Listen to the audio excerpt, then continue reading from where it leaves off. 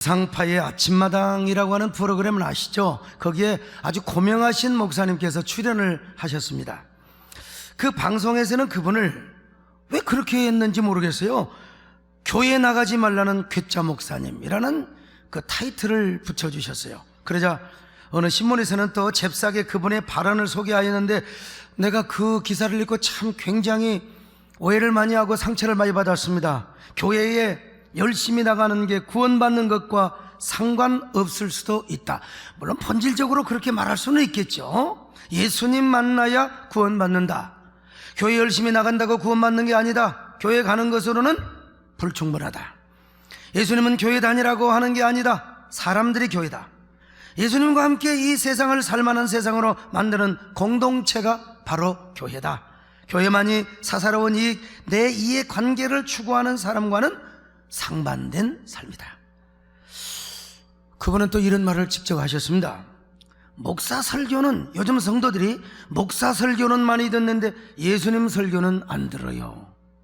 여러분, 왜 자꾸 교회와 예수님을 분리하려고 하고 예수님이 보내신 목사와 예수님을 자꾸 이렇게 구분하려고 하는지 모르겠어요.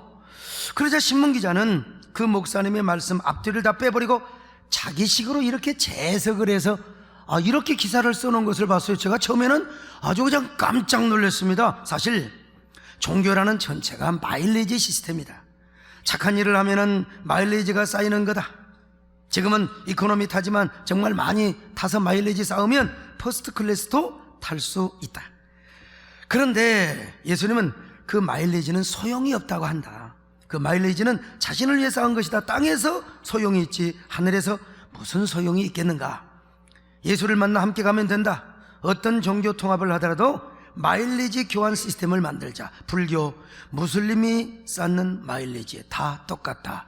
이거 얼핏 보면 이 목사님이 하신 것처럼 이 목사님이 이렇게 말하시는 건 아니에요. 기자가 오해를 하고 자기식으로 재해석을 한 것은 분명하지만, 그래서 제가 처음에 깜짝 놀랐습니다. 내가 그분을 너무 존경했거든. 그 목사님을. 그분의 언어와 그런 천의 무번 갖고 책을 볼 때 사람의 심금을 에이는 촌철살인과 같은 아주 고도의 필력이 있어요. 더구나 그분은 공중파의 앵커 출신입니다. 그래서 설교할 때도 좋은 목소리로 외치지도 않으면서 유유하게 흐르는 강물과 같은 설교를 합니다. 저 같은 사람과는 잽이도 안 돼요. 여러분, 비교도 할 수 없는 아주 빅토리아풍의 훌륭한 목사님이죠. 그래서 그분을 제가 진짜 감사하고, 야, 저런 분이 목사가 되었다. 한국교회 정말 귀하게 쓰임받겠네. 그렇게 존경하는 목사님이 이런 얘기를 했다고 그래서 내가 너무나 의아했습니다. 그래서 뒤늦게 방송을 찾아봤어요. 그랬더니 신문기자가 좀 더 오바를 해가지고 기사를 쓴 건 사실이더라고요. 그러나 오해를 일으킨 목사님의 발언도 전혀 책임이 없다고 말할 수는 없습니다. 그분은 절대로 종교 다원주의자는 아닙니다. 오직 예수로만 구원을 받는다고 가르치고 그분도 그렇게 믿고 거듭나신 분입니다.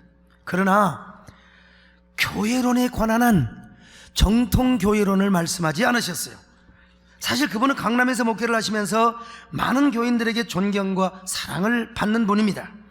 공중파 앵커 출신이니 여러분 젊은 시절에도 얼마나 그 인생이 잘 나갔겠습니까? 그런데 늦은 나이에 은혜 받고 목사님이 되셨으면 포도원에 늦게 온 일꾼처럼 송구스럽고 울먹거리는 마음으로 그런 교회론을 이야기하셔야 되지 않겠습니까? 많은 사람들에게 오해를 불러일으키는 말을 하는 것에 대해서는 유감스러운 표현을 하지 않을 수가 없어요. 그분이 공중파 방송에서 하는 말 한마디가 얼마나 파급력. 여러분, 못 나가서 그러는데 어차피 그런 데에 나가시면 얼마나 선한 영향력을 행사할 수도 있는데 그런 무책임한 말씀을 하실까. 그분께서 목회를 안 하시고 사막의 교부들처럼 저 수도원이나 기도원에 가셔서 사상가나 수도사로서 그런 말을 하셨다면 여러분, 우리 목회자도 이해할 수 있죠.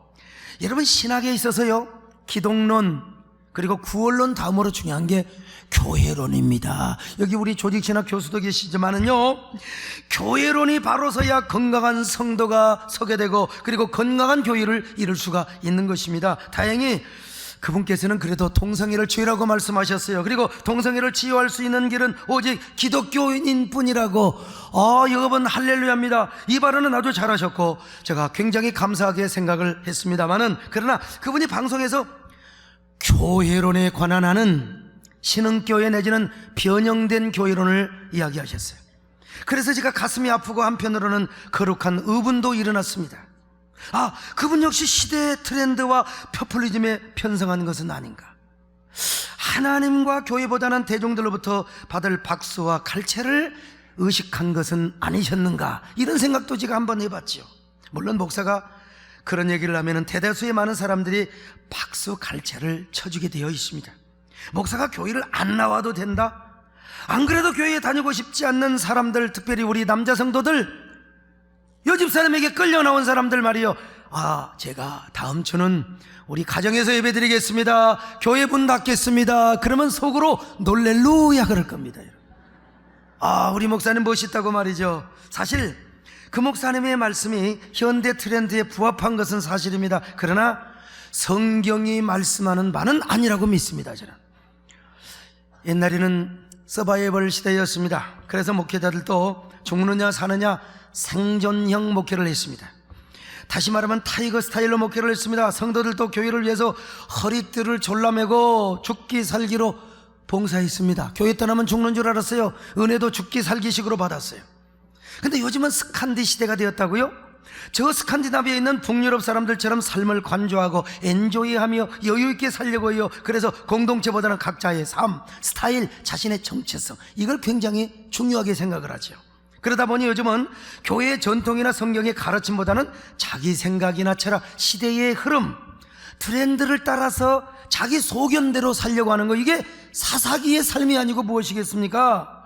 마치 사사기 시대처럼 하나님의 말씀보다는 편의주의, 개인의 취향에 따른 신앙생활을 하려고 한다 이 말입니다. 그래서 목회자들이 이런 이야기를 해주면 대중은 좋아합니다. 꼭 교회를 가야 됩니까? 예수님 만나는 게 중요하지 헌금을 꼭 해야 됩니까? 그거 11조 다시 한번 우리가 연구해 봐야 됩니다. 교회만 나가야 구원받습니까? 그렇지 않습니다. 삶의 현장에서 예수님 만나는 게 중요한 거죠. 그러니까 이건 뭐냐, 복음과 교회를 해체시키는 이야기라 이 말이요. 그런데 현대인은 이런 얘기를 좀 아주 굉장히 좋아하다 이 말이죠. 그러나 여러분, 목회자라면 성도들에게 최소한의 마지노선은 지키도록 가르치는 게 좋습니다. 아무리 정체성의 시대고 그리고 스칸디 스타일로 간다 할지라도 최소한의 성경이 말씀하는 정확한 교회론, 그리고 마지노선의 신앙생활은 분명히 금을 그어줘야 이것이 이 시대의 바른 목자라고 여러분 확신합니다. 마지노선이 아니라 목회자라면 성도들에게 당연히 교회가 어떤 곳인 것을 가르쳐줘야 된다. 오늘 제가 드리는 말씀을 잘 들으시기를 바랍니다. 교회가 무엇입니까? 교회는 그리스도의 몸입니다. 여러분은 마리아의 이야기를 아십니까? 예수님께서 십자가에서 죽으시기 위하여 예루살렘으로 가는 중에 마지막으로 베다니를 들리셨습니다. 그런데 그때 마리아라는 여인이 주님의 발 아래에서 말씀을 듣고 있었습니다. 그러다가 그녀에게 스쳐가는 감동이 왔습니다. 그 감동은 십자가에 죽으러 가시는 주님께 기념될 만한 행동을 하고 싶었는데 가만히 생각해 보니까 자기 방에 아껴둔 옥합이 있어요. 거기에 기가 막힌 향유가 들어있는데 그 옥합을 하나님께 드리고 싶었습니다. 그 나드 향유는 인도나 티베트 등지에서 생산되는 아주 고가의 향유였습니다. 이걸 팔면은 300데나리온이나 된다고 했는데 예수님께서 200데나리온의 떡을 가지면 5,000명을 먹인다고 빌립이 말했어요. 그 어린애들까지 합치면 15,000명에서 2만 명, 그러니까 2만 명을 200데나리온에 먹였다면 300데나리온은 얼마나 많은 사람을 먹이겠습니까? 그런데 마리아는 그 옥합을 아낌없이 깨뜨려서 주님의 발 앞에 붓고 또 붓습니다. 그리고 머리털을 탁 풀어가지고 그 주님의 발을 향유로 씻는데 눈물이 안 났겠습니까?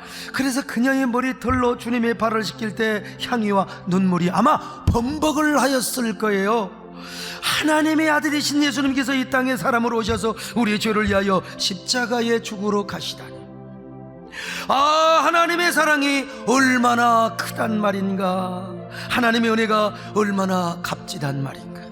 요한복음 12장 3절 보실까요? 시작. 마리아는 지극히 비싼 양이었고 순전한 나드 한 그릇을 가져다가 예수의 발을에 붓고 자기 머리털로 그의 발을 닦으니 향유 냄새가 집에 가득하더라. 여러분, 이 여인의 모습을 보셨을 때 예수님은 너무 기쁘셨어요. 너무 해피하셨습니다. 너무너무 행복해 하셨어요. 그때 주님께서 불렀던 화답성, 이게 뭐였을까? 몰라요. 누구도 몰라. 나는 이렇게 생각합니다. 주님께서 마리아의 그 모습을 바라보고 노래 불렀던 노래, 마리아 마리아. 이게 후대에 나왔지만 진짜 사랑하는 마리아라고 말이죠. 그래서 예수님이 이때 뭐라고 말씀하신 줄 아세요? 자, 마태복음 26장 13절 보실까요? 시작. 내가 진실로 너에게 이르노니 온천에 어디서든지 이 복음이 전파되는 곳에는 이 여자가 행한 일도 말하여 그를 기억하리라 하시니라.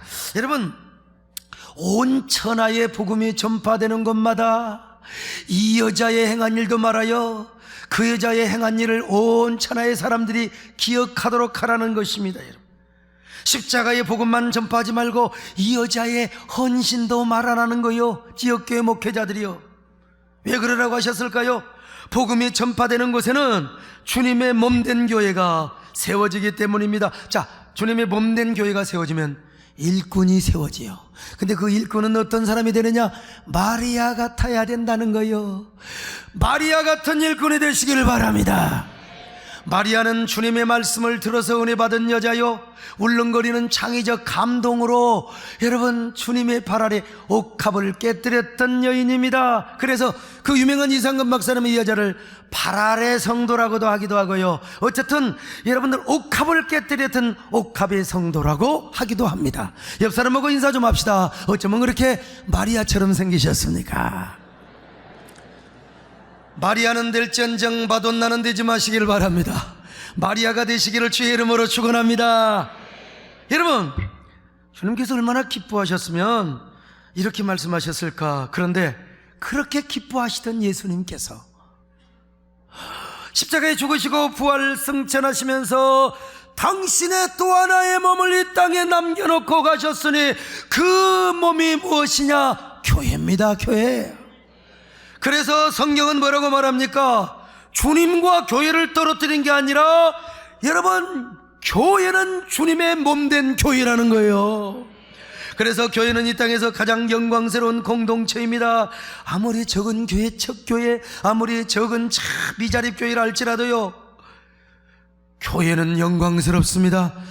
저 초라한 간판과 녹슨 종탑을 자랑하는 개척교회, 비가 오면 물이 새고 쥐들이 우글거리는 지하실 개척교회, 10명 20명 채 모이지 않는 작은 교회, 목회자에게 사례비 하나 제대로 주지 못하는 초라한 교회를 할지라도 여러분, 이 교회가 주님의 이름으로 간판을 달고 주님의 이름으로 종탑을 세우고 주님의 피 묻은 복음이 선포되는 곳이라면 10명도 안 모이는 조그만한 교회도 여러분, 거기에는 하나님의 구원이 있습니다.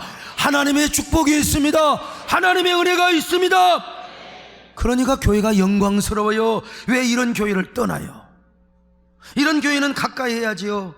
이런 교회는 청와대 백악관의 영광보다 비교할 수 없는 하나님의 임재가 있음을 믿습니다. 왜 교회가 영광스러운가? 먼저 교회는 주님의 피로 사심을 받았어요.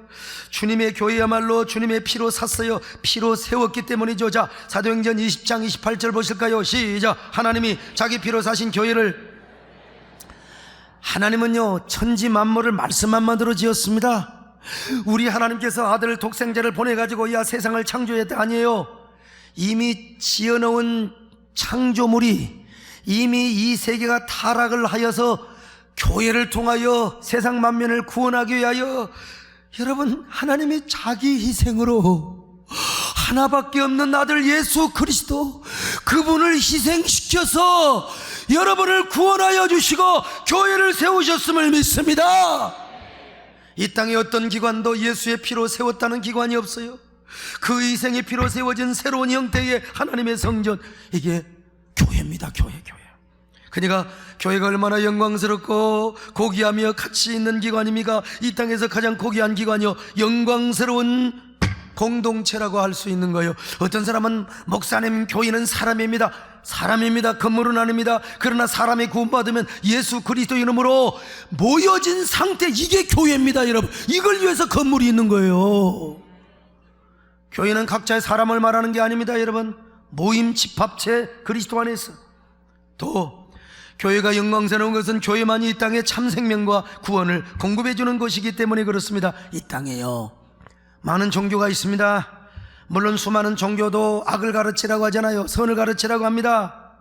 그럼에도 불구하고 그 많은 종교들이 다 죄사함과 구원과 영원한 생명을 가져주느냐? 여러분, 천만의 말씀 성경에 보니까요, 교회만이 저 하늘문을 열기도 하고 닫기도 하는 천국 열쇠를 하나님께서 우리에게 주셨다고 말씀하고 있습니다. 여러분, 어떤 종교와도 함께 천국 마일리지를 교환할 수가 없는 겁니다. 여러분, 자, 마태복음 16장 19절이요 시작. 내가 천국 열쇠를 내게 주리니 내가 땅에서 무엇이든지 매면 하늘에서도 매일 것이요 내가 땅에서 무엇이든지 풀면 하늘에서도 풀리리라. 여러분, 천국 열쇠를 교회다만 주었어요. 교회만이 천국문을 열기도 하고 닫기도 하고 말이요. 그런데 왜 불교, 무슬림이나 모든 종교가 다 같은 천국 마일리지를 쌓는 것이라고? 아무리 기자들도 그런 말을 하면 안 되는 것이죠. 여러분, 이 땅에서 참 생명과 구원을 공급해 주는 것이 어디냐? 교회입니다. 교회. 더구나 우리 성도들에게도 교회가 영광스러운 것은 주님이 교회의 머리가 되시고 주인이 되시며 교회는 주님의 몸이 되기 때문에 그렇습니다. 그리고 우리는 그리스도 안에서 한 몸 한 지체를 이룬 거예요. 지체요.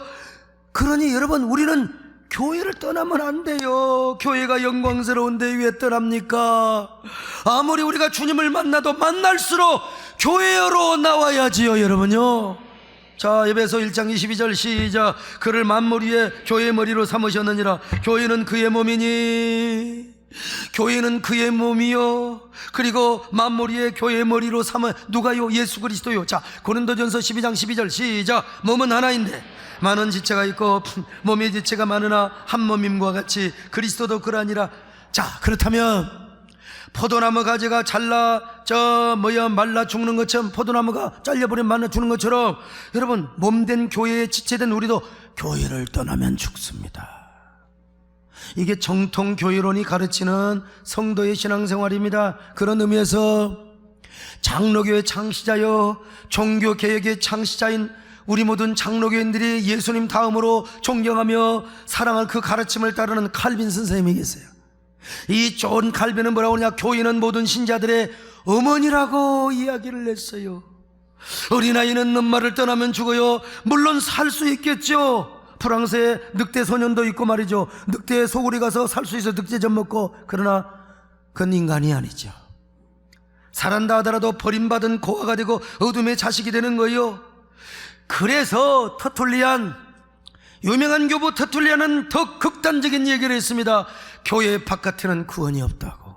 교회를 떠나면 구원받지 못한다는 겁니다. 여러분, 물론 현실적으로 교회를 다닌다고 해서 다 무조건 천국 가느냐? 그렇지 않다고 말할 수 있죠. 믿음도 없이 그저 교회만 왔다 갔다리 구원받을 수 있나? 이거는 우리가 엄밀하게 믿음을 봐야죠. 그가 예수 그리스도를 만났나 안 만났나. 그러나 그럼에도 불구하고 교회를 떠나도 구원받는다, 여러분, 이런 소리 하면 절대 안 됩니다. 더구나 구원받은 사람이 그리스도를 만났는데 어떻게 그리스도의 몸을 떠날 수가 있겠습니까? 은혜 받은 사람이 어떻게 교회를 떠납니까? 이 말도 안 되는 얘기죠. 그러니까 의도적으로 교회를 안 나가거나 카페나 어디 휴양지 같은 곳에 가서 혼자 예배드리고 헌금 어디 딴 데 보내고, 여금, 이게 가난 신자라고 하는데 천만의 말씀, 저는 안 나가 신자라고 표현했지 않습니까? 여러분, 이 가난 안 나가 신자 이거 꼭 구입해서 좀 여러분 아는 목사님들이 좀 잘 좀 이렇게 이 전달 좀 해주시기를 바랍니다마는 말이죠. 이 말 속에는요, 가난 신자라고 하는 말 속에는 은근히 한국교회를 공격하고 허물려고 하는 간교한 여우의 의도가 담겨 있습니다. 더구나 주님과 교회를 분리시켜서는 절대로 안 됩니다. 여러분, 주님이 교회의 머리시고 교회가 주님의 몸인데 왜 주님과 교회를 분리하려고 하는 겁니까? 왜 교회는 종교 시스템이고 왜 마일리지 시스템으로 얘기를 하고 그렇게 이해를 하고 생각을 하려고 하느냐 이 말이요. 예수님을 만난 것과 교회 다니는 것을 왜 자꾸 분리를 해서 생각을 하려고 하느냐 이 말이요. 이거는 잘못된 교회론입니다.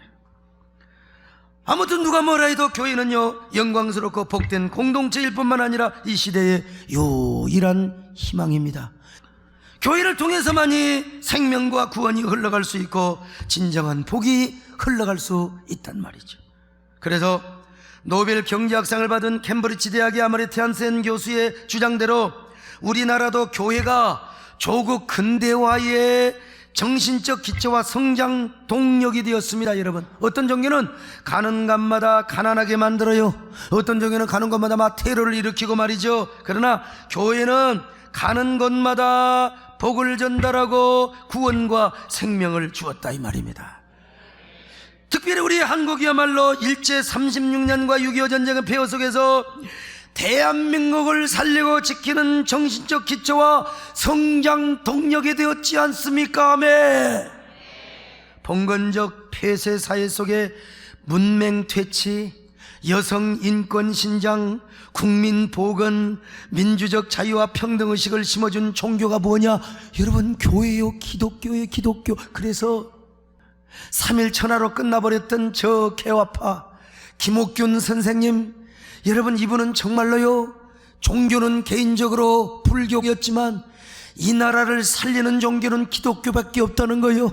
문명을 퇴치하고 조선제국을 강성하게 하며 일본과 저 말이야 러시아로부터 이 나라를 독립되게 잘 부흥시켜 나갈 수 있는 길은 뭐냐? 고종황제에게 엎드려 여러분 침을 튀기면서 폐하, 이 나라를 살리는 종교는 오로지 기독교밖에 없습니다. 폐하. 나는 이런 의미에서 종교는 다르지만 김옥균 선생님 참 얼마나 존경한지 몰라요, 여러분요. 근데 한국교회가 아무래도 성장주의와 물량주의에 편성을 하다 보니까 사회적 지탄과 비난을 받았던 것도 사실입니다. 그러나 방송에 나가서 한국교회가 잘못되었다고 비판하는 건 괜찮아요.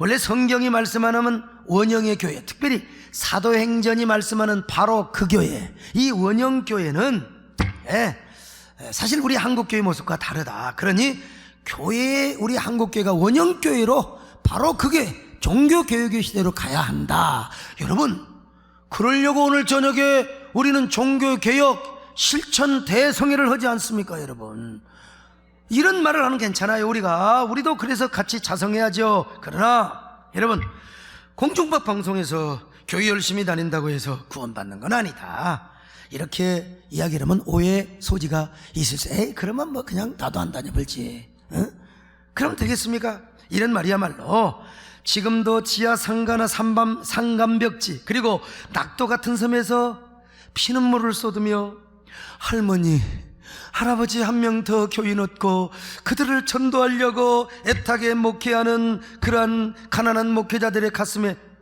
대못을 박는 실수가 될 수가 있어요. 그런 결과를 초래할 수가 있다 이 말이죠. 여러분, 교회가 이따금씩 세상으로부터 지탄을 받고 타락을 해도 그래도 교회는 세상에 유일한 희망이라는 사실을 여러분이 아셔야 됩니다. 바울 서신을 보세요. 바울이 얼마나 성도의 거룩함과 교회의 영광스러움을 강조합니까? 심지어 고린도 교회 같은 교회는 교회 안에서 얼마나, 교회 안에서 막 여러분요, 교회 안에서 혹시 눈 감고 계신 분 계시나? 세상에 교회 안에서 눈이 맞아가지고 연애를 해보러 음행을 해보러 세상에 고린도 교회가 얼마나 우상을 섬기고 말이죠. 마치 고린도 교회는 과거 청량리 588이나 비아리 텍사스 안에 있는 교회들 같은 이미지가 떠오르게 해줍니다. 그럼에도 불구하고 바울은 고린도 교회를 뭐라고 하느냐? 영광스러운 교회라고 인정을 합니다. 그리고 거기에 있는 성도들을 거룩한 성도들이라고 인정을 내주는 거예요. 자, 고린도전서 1장 2절로 3절 시작. 고린도에 있는 하나님의 교회 곧 예수 그리스도 안에서 거룩하 여지고 성도라 부름을 받은 자들과 또 각처에서 우리 주 곧 그들과 우리의 주 되신 예수 그리스도 이름을 부르는 모든 자들에게 하나님 우리 아버지와 주 예수 그리스도로부터 은혜와 평강이 있기를. 뭐라고 말합니까? 예수 그리스도 안에서 거룩하여지고 성도라 부름을 받은 자들이라고 있어요. 그들이 지금 연애하고 있어요. 음행하고 있어요. 우상 섬기고 있어요. 자, 그렇다면 여러분, 하나님의 진노가 임할 겁니다. 이 교회를 떠나세요. 이 교회를 통해서는 구원을 못 받습니다. 그렇게 말하지 않았어요. 책망은 했죠. 교회가 그러면 되느냐? 성도가 그러면 되느냐? 몸 안에서 그런 부조리하고 부정한 행실을 하면 되느냐? 책망은 해서 교회 원형교회 모습으로 돌아오도록 이렇게 한 것입니다. 요한계시록도 마찬가지입니다. 줄기차게 교회의 영광성과 거룩성을 강조하지 않습니까? 주님 보시기에 비록 책망받을 저 사대교회, 책망받을 저 에베소교회, 여러분 책망은 했지만 그러나 교회는 이 시대의 유일한 희망이라는 사실을 요한계시록에서부터 마지막까지, 여러분 해입은 저 음녀가 아니라 여러분 해입은 여자 교회에 대해서 얼마나 소망적으로 이야기를 하고 있습니까? 문제 있는 교회라고 거기서 떠나거나 다른 데 가서 구원의 길을 찾으라는 말을 성경은 한 군데도 한 적이 없습니다. 그래서 김구 같은 선생님은요, 우리나라에는 경찰서 10개를 세우는 것보다 교회 하나를 세우는 게 더 좋다고 했습니다. 그러므로 우리가 어떻게 해야 됩니까? 우리는 교회가 잘못된 길로 가면 원형교회를 세우는 데 앞장서야 될 줄로 믿습니다. 왜냐하면 교회는 이 땅의 유일한 희망이 되기 때문에 그래요. 바로 주님께 책망을 받고 세상의 지탄을 받는다 하더라도 그래도 교회는 세상의 희망이고 소망입니다. 그러므로 우리는 원형교회를 세우는 데 앞장서시기 바랍니다. 교회를 교회되게 하시기를 바랍니다. 예배를 예배되게 하시기를 바랍니다. 이 세상의 희망이 되는 교회 되시기를 바랍니다. 이것이 우리의 소망이 되게 하여 주옵소서. 교회가 잘못 나가는데 무조건 오케이, 그런 말은 아닙니다. 우리가 교회의 덕을 세워야 되겠지만 교회가 잘못 나가면 교회는 바로 세워야지요. 그게 주님이 기뻐. 아니, 우리 주님이 머리가 되시고 대장 되시고 주인 되신데 우리끼리 하면 되겠습니까? 성경이 말씀하는 바로 그 원형의 교회가 뭐예요? 주님이 머리 되게 하시고, 여러분 교회가 주님의 몸이요, 우리가 지체가 되는 교회입니다. 할렐루야. 그리고 성령이 운행하는 교회입니다. 이게 바로 오늘날의 종교개혁이 아니겠습니까? 그러므로 우리는 교회의 영광성과 거룩성을 세우는 의협심도 가져야 돼요. 다윗은 얼마나 의협심이 많았습니까? 그래서 하나님의 언약궤를 찾기까지는 왕이 되어도 나는요 침상에도 오르지 않고 집에도 안 들어간다고 그랬어요. 그러다가 하나님의 언약궤를 찾았어요. 근데 사고가 났네요. 웃사가 말이요, 괜히 하나님의 언약궤를 만져가지고 사고 났잖아요. 처참하게 온몸이 찢겨 죽었어요. 그러자 법궤 행진은 멈춥니다. 초상집이 되었어요. 그래서 많은 이스라엘 백성들이 오해를 합니다. 하나님의 법궤는 재앙과 저주를 가져온다. 하나님의 언약궤를 모시고 전쟁을 할 때 흠니와 비나스가 죽었고, 그리고 블레셋에 가서 얼마나 많은 사람들을 재앙과 저주를 줬느냐 이거요. 그러더니 웃사까지도 저렇게 찢어 죽인다고 말이요. 그래서 아무도 언약궤를 모셔갈 사람이 없어요. 다 두려워 떨고 있습니다. 다윗도 용기를 잃어버리고 정말 뭡니까? 의욕이 침체돼 버리고 말았어요. 바로 그렇게 되면 하나님의 언약궤는 길바닥에 주저앉을 수도 있어요, 여러분. 그래서야 되겠습니까?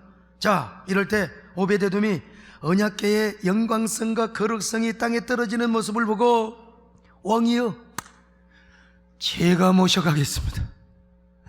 내가 총대를 매겠습니다. 여러분, 교회의 영광성과 거룩성을 세우려고 하는 오늘의 마음과 똑같다 이 말입니다. 여러분, 오늘 우리가요 때로는 욕을 먹고 지탄을 받고 손가락질을 받아도 교회를 위해서 총대를 메고, 그러면 저는 하나님이 더 보상해 주시고 이 땅뿐만 아니라 저 영원한 천국의 삶도 영광스럽게 당신의 그 수고와 섬김이 해같이 빛나리라고 하나님이 보상해 주실 줄로 믿습니다. 오베데돔이 그래서 얼마나 하나님이 땅에서도 하늘에서도 얼마나 하나님이 오베데돔을 칭찬하셨습니까, 여러분요. 그런데 의협심은 고사하고 아무리 내가 박수받고 찬사를 받는다고 교회를 허물고 교회를 무시하는 일을, 그래서 내가 스타플레이를 한다고, 여러분 그거 가증스러운 거예요. 얼마나 주님 보시기에 부끄러운 일이겠습니까? 오늘날 제가 볼 때는 그런 사람 많습니다. 평신도 가운데도. 교회를 헐고 교회의 영광성과 거룩성을 끌어내리면서 포퓰리즘적 인기와 영예를 누린다면 이거야말로 하나님 앞에 가증스럽지요. 가증스러운 거지요. 부끄러운 일이죠. 그러면 소목사 당신은 비교적 큰 교회 목사라고 그런 소리 하느냐고, 당신은 종교 시스템에서 사느니까. 여러분, 그런 소리를 말아요. 저는 예수님을 믿으면서부터 교회가 얼마나 좋았는지 모릅니다. 교회 떠나면 죽는 줄 알았어요. 나는 은혜 받고 토요일 날이면 고등학교 3학년 때도 교회 가서 잤습니다. 예수 믿고 집에서 쫓겨나서 오갈 데가 없을 때 다른 곳에 잘 수 있지만, 다른 남의 집에, 친구 집에 갈 수 있었지만, 저는 교회가 좋아서 침낭 하나 들고 교회에서 잠을 잤던 사람입니다. 여러분, 그 모든 핍박과 고난을 당하면서 백암교회를 개척할 때도 나는 언제나 선하 교회 생각이요. 나는 교회를 떠나면 나는 얼마나 교회를 위해서 말이죠. 가락동에서 비가 오면 물이 새고 쥐가 우글거리는 저 지하 23평 삼각 건물에서 교회를 개척했을 때도 나는 오직 교회였습니다. 교회였어요. 교회가 너무 좋아서 작전 기도를 하며 강단에 가서 잤습니다. 왜냐하면 성경을 보고 또 봐도 교회밖에 소망이 없고 교회는 그리스도의 몸이요, 나는 언제나 신정주의 주님을 왕으로 모시는 이러한 로드십 목회를 해야지. 여러분, 그래서 저는 항상 교회를 가까이해서, 지금도 마찬가지입니다. 여러분, 내가 교회를 가까이 한다고 건물로서의 교회만 말하는 것은 아닙니다. 여러분, 어쨌든 우리 교회는 우리 대한민국에서 손꼽히는 교회로 부흥된 것은 사실입니다. 그러면 저도 이제는 프리하게 살 수 있잖아요. 어느 정도는 스칸디 스타일로 살아갈 수 있지 않습니까? 그리고 이 정도 됐으면 교인들에게 저도 인기나 포퓰리즘을 제가 이렇게 잘 갈구할 수 있어요. 그런 발언을 할 수도 있습니다. 그러면 더 많은 현대인들이 우리 교회로 몰려오고 현대적인 목사라고 인기를 끌고 칭찬을 받을 수 있겠죠. 아닙니다, 여러분요. 그렇게 할 수가 없습니다. 나는 교회론이 그렇지 않기 때문에 그렇게 할 수가 없어요. 만일 그렇게 해서 포퓰리즘과 명예와 인기를 차지한다면 제가 하나님 앞에 가서 얼마나 부끄럽겠습니까? 얼마나 주님 앞에서 말이죠. 물론 전쟁이나 기근, 전염병과 같은 국가적인 재난이 있을 때 당연히 타종교와 힘을 모아야죠. 그러나 구원과 천국에 관한 한은 오직 예수만이 생명입니다. 십자가만이 생명입니다. 예수만이 구원입니다. 교회만이 세상의 유일한 희망이라는 사실을 믿으시기 바랍니다. 결코 천국 마일리지를 다른 종교와 교환할 수가 없습니다. 오늘 이 시대가 얼마나 영적으로 혼탁해져 가고 있는지 몰라요. 그러다 보니까 교회관도 변해가고 있어요.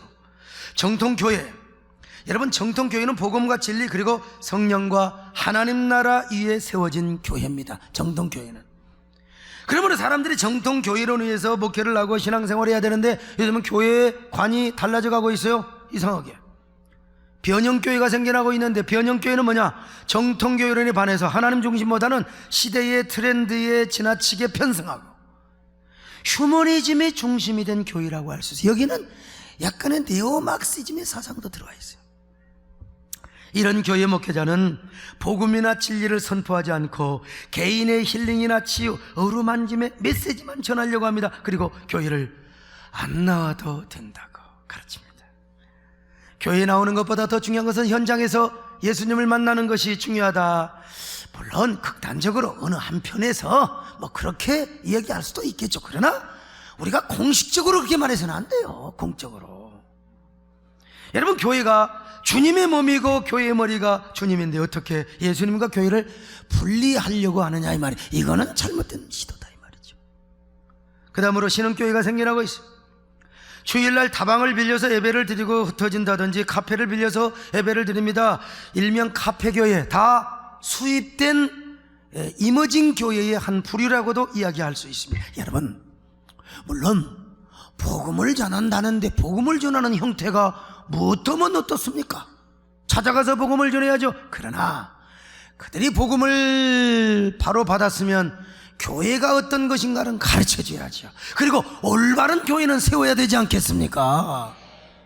복음을 받았으면 그래야 되지 않겠습니까? 여러분, 그런가 하면은요, 요즘 탈교회가 등장하고 있어요. 참, 이것은 이단이라고 하기도 좀 애매하지만 이런 교회는 정통교회를 탈피합니다. 그래, 정통교회는 거의 구원이 없다고요. 내가 가르치는 믿음만 믿고, 그리고 우리 같은 믿음만 가져야 구원을 받는다고 큰 믿음을 강조한다든지 행위를 강조하든지, 여러분, 성경에 행위를 강조하지만 그것은 은혜를 전제로 한 행위입니다. 여러분, 이걸 아셔야 돼요.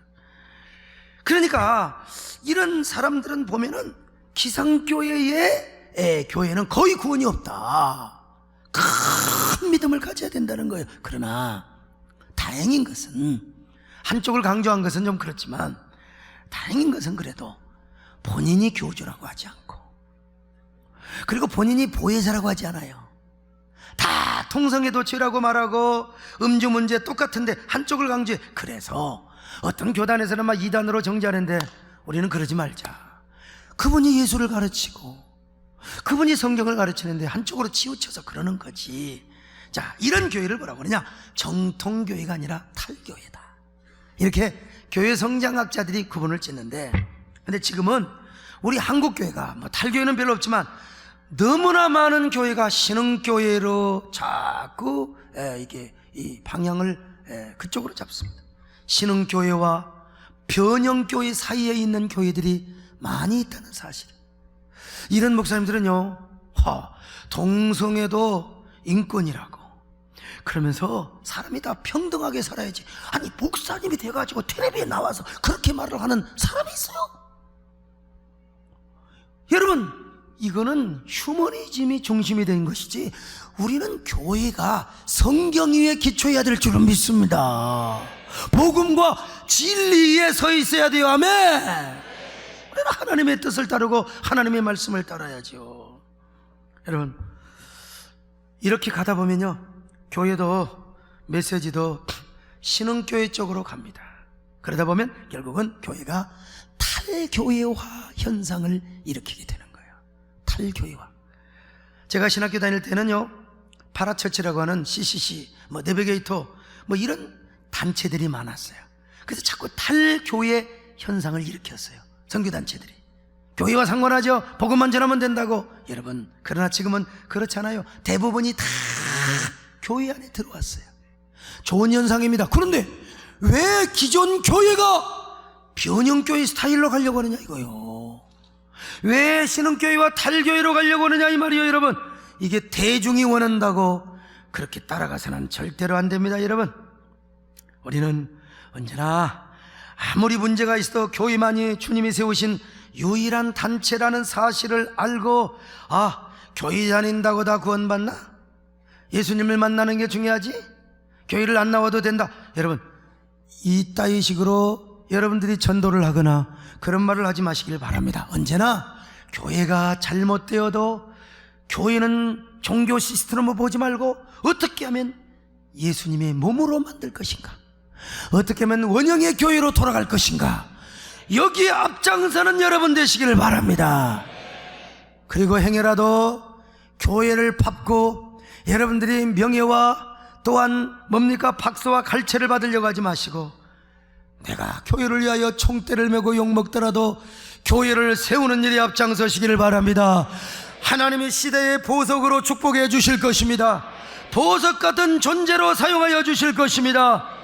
그런 저와 여러분 되시기를 주의 이름으로 축원합니다.